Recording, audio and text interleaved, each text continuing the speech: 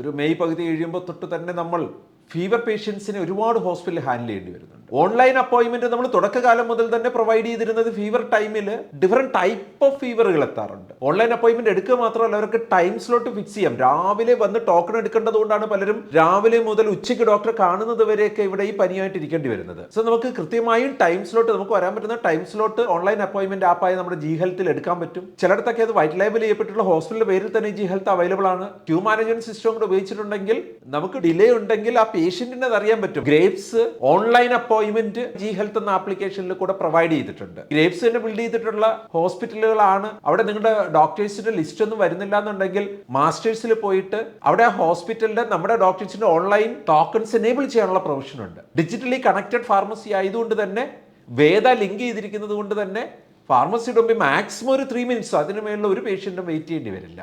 Thank you.